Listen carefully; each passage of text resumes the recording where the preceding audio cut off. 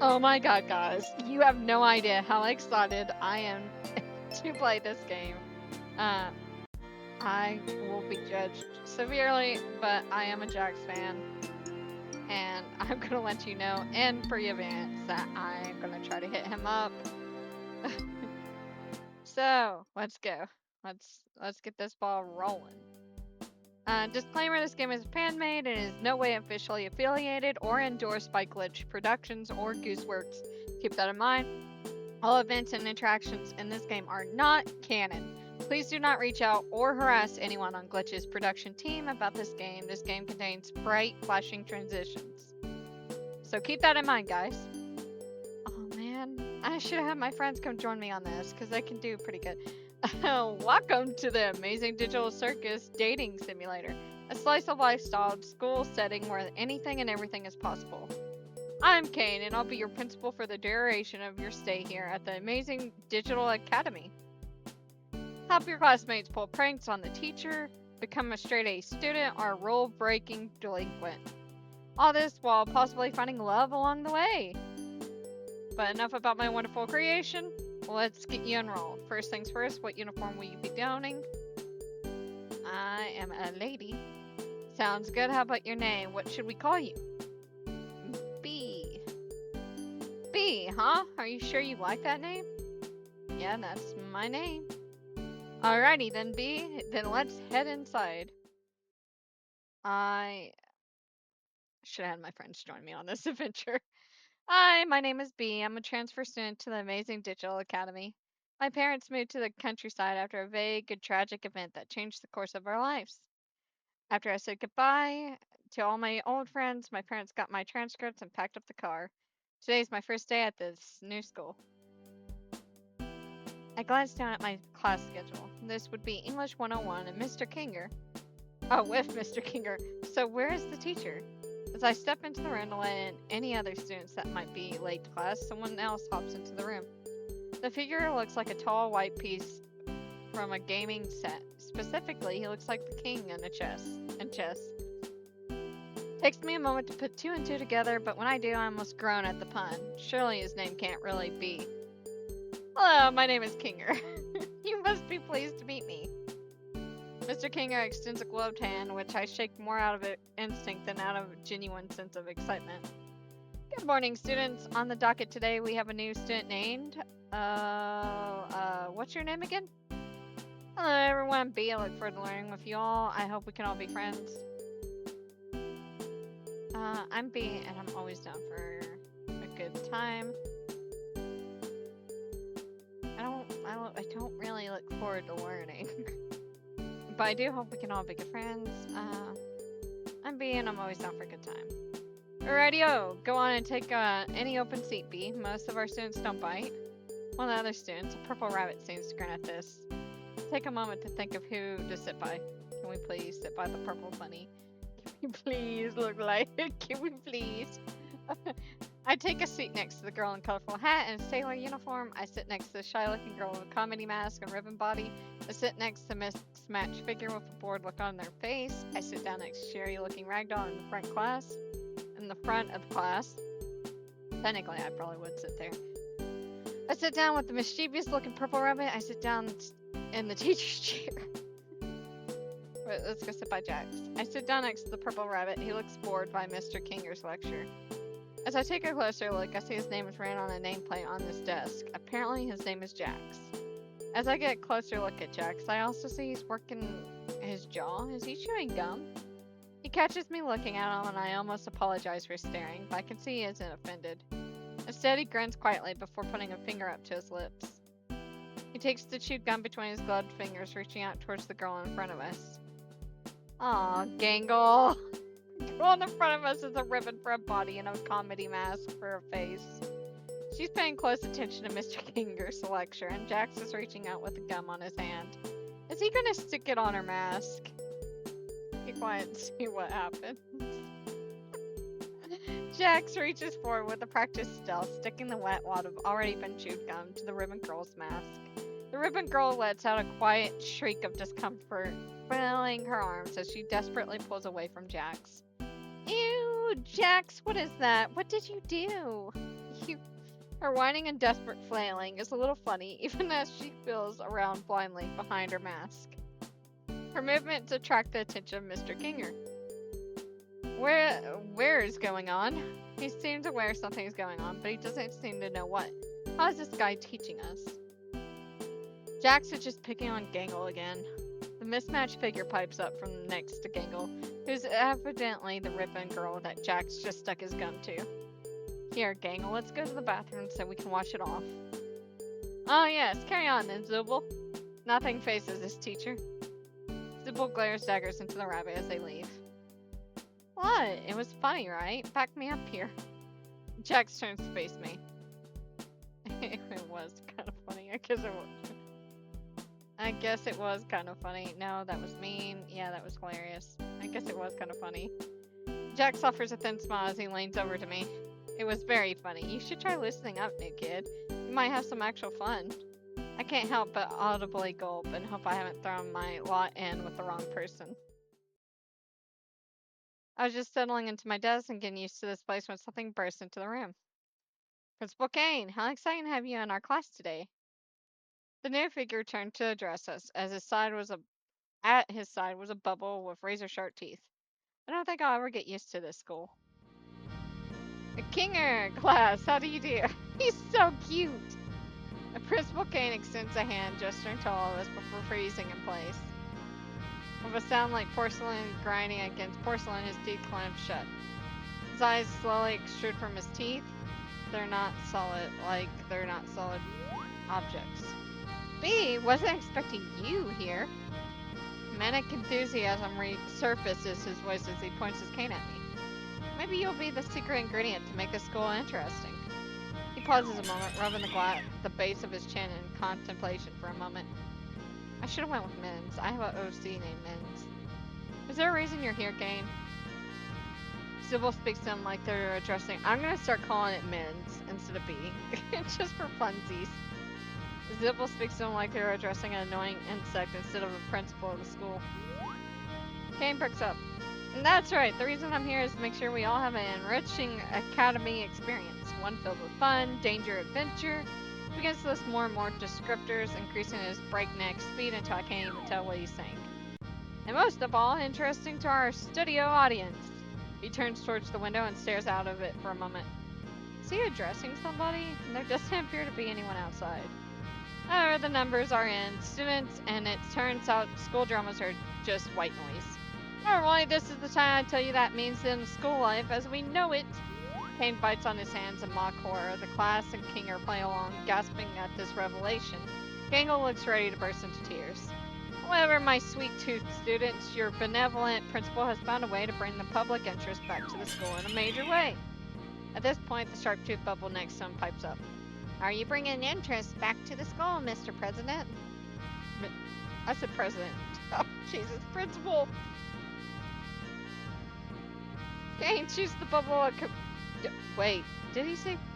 Yeah, president! Mr. President! Okay, I didn't misread. Kane shoots the bubble a confused look, but it hits his stride a moment later. You see, my little Tomer emeralds? What's one thing no academy around here has ever had? A cast of colorful characters, a competent principal, adequate funding? Kane shakes his head. Wrong, and surprisingly right, but also not relevant to what I'm talking about. No. School around here has had a culture festival celebrating the unique talents of its students. So I, being your benevolent principal, have decided to put your class in charge of throwing the best culture festival this side of the Pacific Ocean. Make it flashy. We got to keep the interest of our investors, after all. Gods, I almost late for my deep tissue massage. Alright, Kinger, I'll leave you the list of everyone's responsibilities. You all have 5 days. Break a leg or two. As abruptly as he appeared, Kane darts out of the room, disappearing from view as he heads to his appointment. Alright, class, let's see what roles Kane has assigned to each of you for the cultural festival. Kinger lifts a paper from his desk and begins to read aloud. Ragatha, as the class representative, I trust you to organize the other students and make sure the festival proceeds with no issues. You can count on me. Zubul and Gangle, you two will work on art to promote the festival. We have pretty big school here, so we'll need plenty of posters and some art to display during the festival. I don't know. I don't have anything I'm comfortable showing everyone else. Pomni and Jax, look up what a culture festival is. Shouldn't we do that before we start making posters? No, I like his idea. Plus, we could see what Gangle comes up with for posters. If it's anything like what she comes up with when she draws a Ragatha. Jax! Gangle interrupts Jax before he can finish his thought, pleading with him to stay quiet. The class erupts into chaos as Zubul and Gangle argue with Jax. Pomni tries to find out what culture festival is. Ragatha tries to salvage what remains of the class and get her classmates to pay attention. For his part, Mr. Kinger seems content to let the students bicker amongst themselves, and maybe he didn't have the rest of his lesson planned and is just waiting out the lunch bell. As if I had summoned it by thinking of it, the lunch bell sounds. Everyone drops their arguments and flies out of the classroom. Time to find out what I'm doing for lunch. After my chaotic first half of the day, I had worked up quite the appetite. The cafeteria was bustling with unfamiliar faces. Around me, there was a selection of places to buy lunch, but none of them stood out from one another. I pick up something to eat at the nearest food place and set about deciding where to sit down. Still, as I scan the bustling lunchroom, I don't recognize anyone from class. Could check out the library. Maybe Pomni or Jax is there finding out what culture festival is. I guess I could just take my lunch back to the classroom. I settle in. There's nobody I felt particular. We're gonna go to the library so I can read too. I walk into the library with my tray in hand. I peer through the rows of dusty, cluttered shelves, and I see Jax and Pomni by the tables in the middle of the library. Well, I didn't think they'd actually be there. Even from here, I can tell Jax is up to trouble. He's tapping his foot impatiently and pacing back and forth. I can barely make out Pomni, craning her neck to peer up into the tall bunny's yellow eyes. As I gingerly maneuver between the shelves, trying to avoid spilling the creamed corn casserole I brought from the cafeteria, I can make out some words.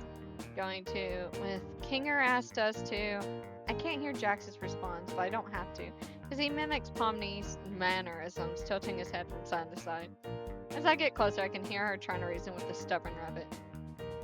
We should at least try to do what he said. I don't want to be the only one who didn't do anything to help. Against my better judgment, I creep closer, nearly tripping over his step stool. I managed to creep into earshot. Why? This whole thing is pointless, and no one will even notice if we fail. Trust me.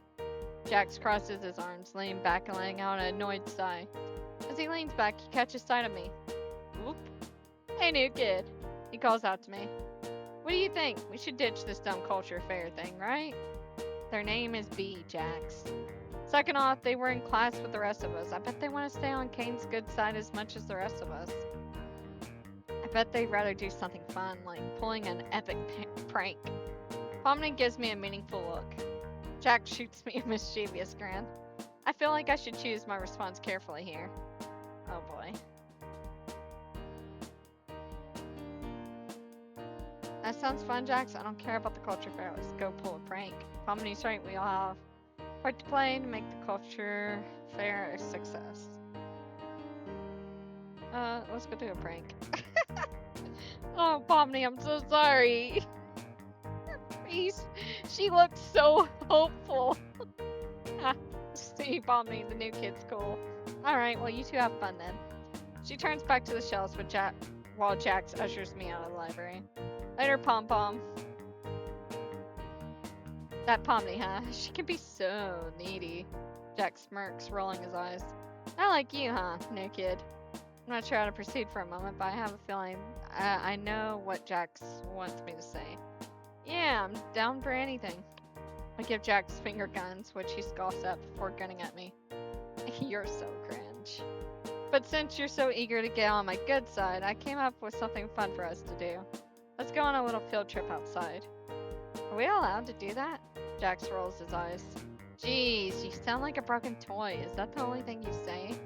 I shake my head. I don't want to disappoint Jax. It doesn't matter what we're allowed to do. It matters if we get caught. So keep up, new kid. He finds a door leading to the field, slyly pushing it open before bounding through.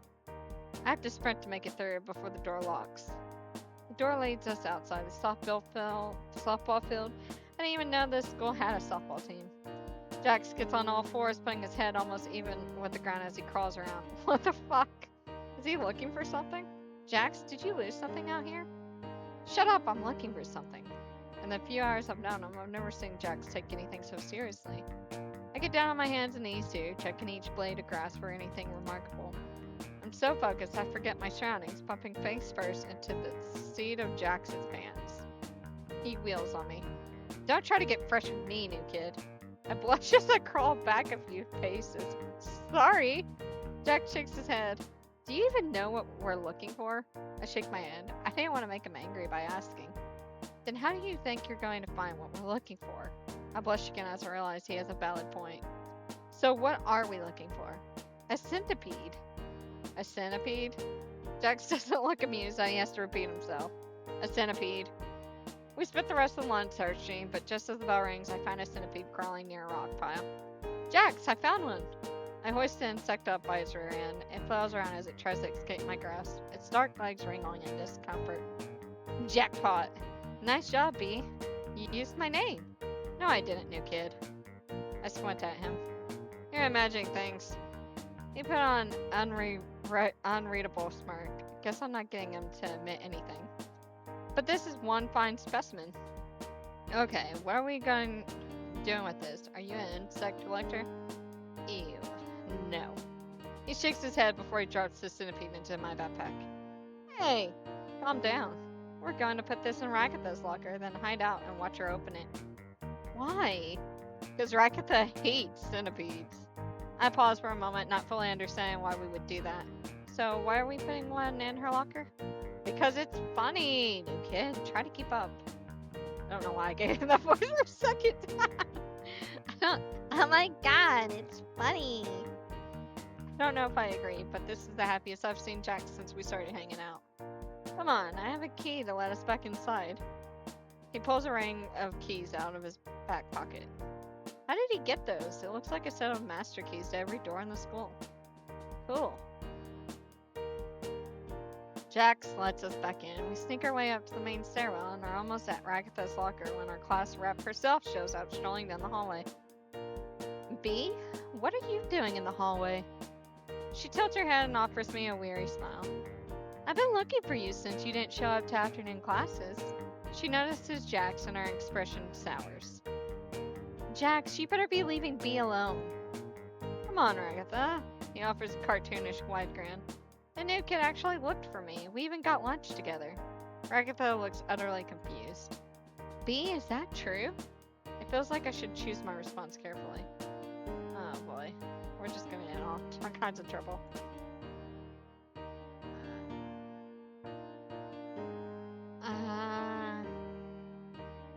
That's right, we had lunch together and we're just trying to get back to class. See, doll face? Ragatha squints at him, but for some reason she seems to trust me. Fine, but I'm keeping an eye on you, Jax. Ragatha leans over to me and whispering in my ear. Bee, if he's messing with you now and you don't feel comfortable talking to me about it, you can find me after class. She's so nice, I almost feel bad about what we're going to do. Almost.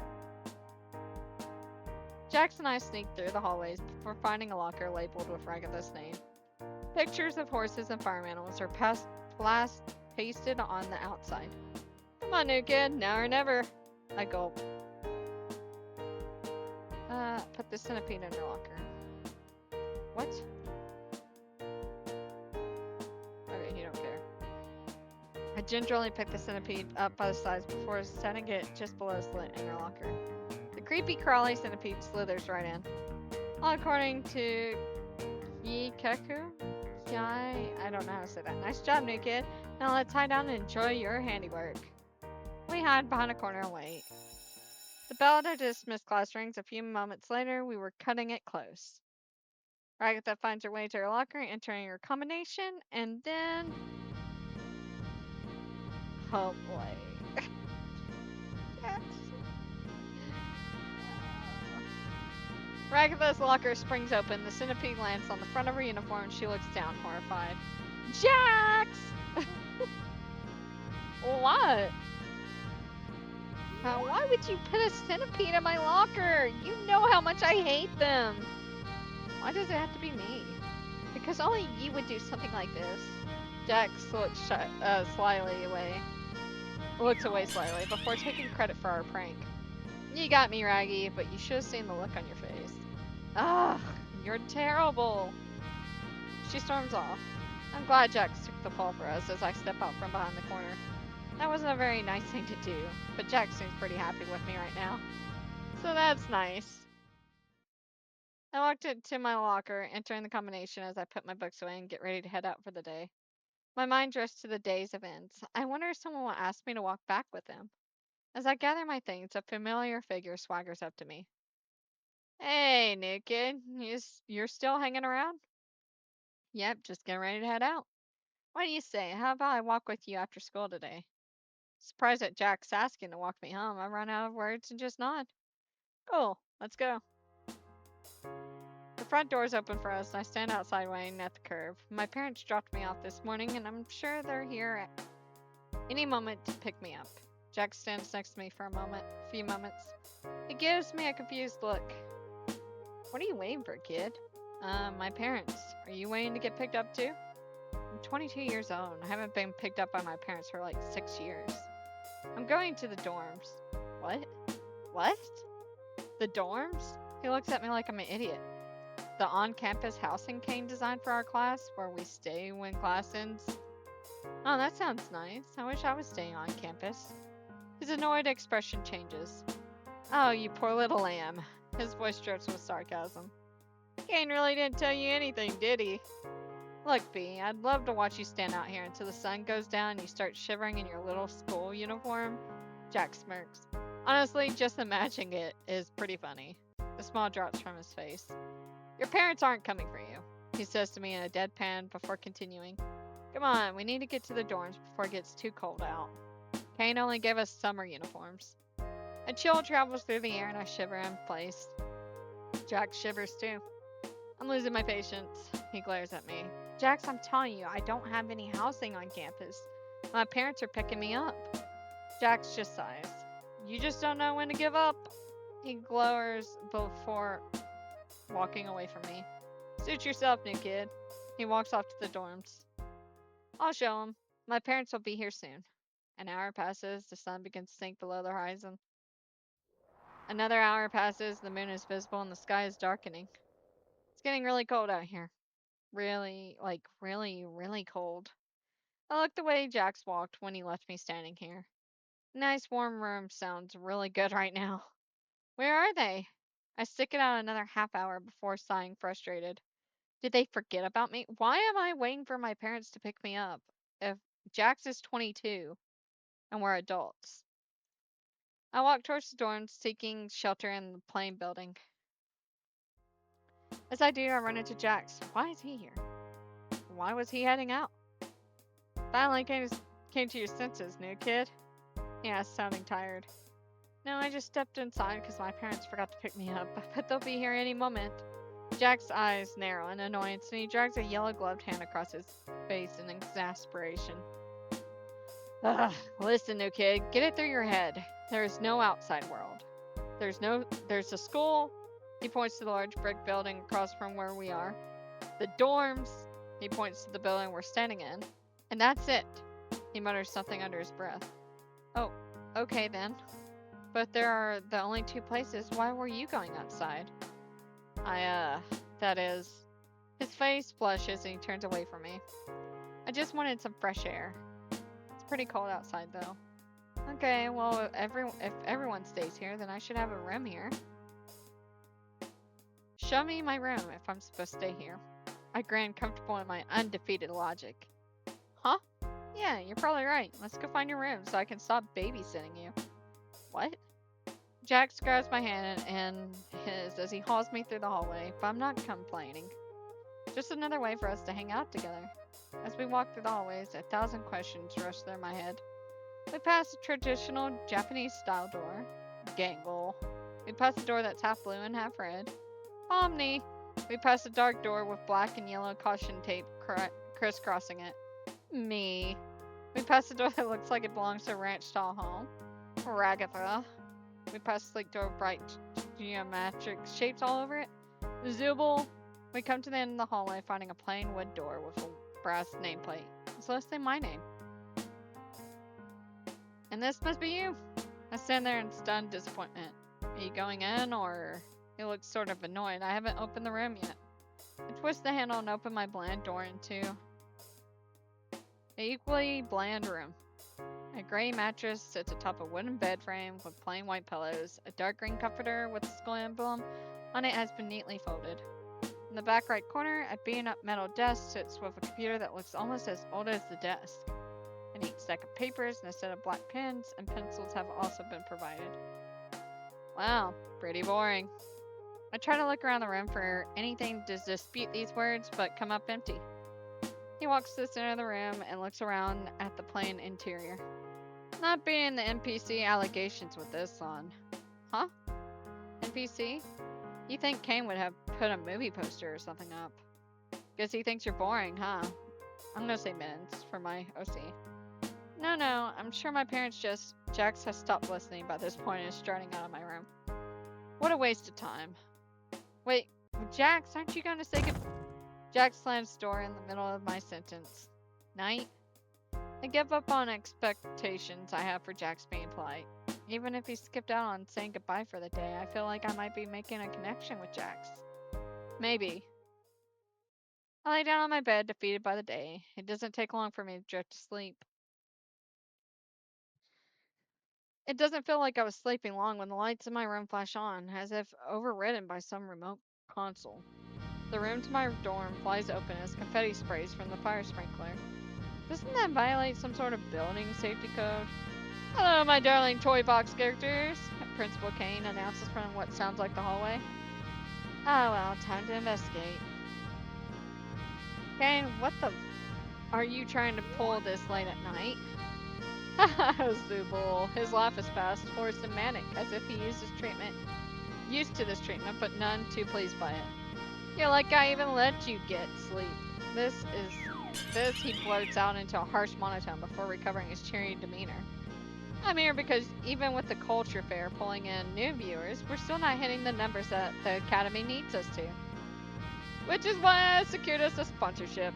He stretches out the last words using some sort of effect to apply ethereal reverb to his words. Without further ado, I introduce you all to... A drumroll plays from somewhere in the background. Ragatha looks a little more awake, but the rest of us are still trying to shake off sleep. Don't understand what exactly Principal Kane is talking about. A wacky watch. I said a witch. The wacky watch. You see, the vendors for the wacky watch have been having trouble finding a good audience for their product. But now we have this perfect setting, teen drama. But I was gonna say, but we're all adults. But we're adults. I'm actually now, Gangle. I know this is a lot to take in, which is why I've already taken the liberty of fixing a wacky watch to each of your wrists. Each of us glanced down. To my shock, the watch is already on my wrist. How did it get there? What in the... And don't try removing them either. They've been fixated to your wrist with very special adhesive. If you do try to remove them, let's just say they'll be taking a little piece of you with them. I can hear Gangle beginning to whine as panic sets in. Pomni tugs at her wacky watch, but no matter how hard she tugs, the wristwatch stays affixed, her gloves stretching like a rubber band as she pulls at the watch. Ragatha just looks down with a resigned sigh. Kane, I can't remove the arm with the wacky watch. What the fuck? Principal Kane ignores our complaints as he continues his monologue. You see, my turtle doves, in order to secure the funding, we need to make it to day 5 in the culture fair. I need you wearing the wacky watches at all times. Luckily, I secured a deal where I won't need all of you to do ad reads, but it's of paramount importance that none of you insult or try to disable your wacky watches. Good luck with school life. Can't wait to see what you do with the culture fair. Bye! He stretches out the last syllable as his body folds in on itself, an infinite number of times disappearing from sight. Well, I know it isn't ideal, but at least we can all talk to each other now. Should make communicating about the culture fair easier. With the sound of breaking glass, Gangle's comedy mask shatters and falls from her face. Tears well up in her eyes. I don't want to watch a wacky watch. Can't do Gangle. I'm sorry, guys. Her voice is so high pitched and whiny. Seeing the situation unfolding before her, Pomni pipes up. Well, I think it should be useful. And look, Gangle, there's even a picture of a chat function where you can send people things you draw. Pomni goes over to Gangle, lifting her wrist and pointing to out the picture chat feature. Okay. That's kind of nice. Gangle sniffles. Yeah, that's the right spirit, Pomni. Now let's all get some sleep before start class.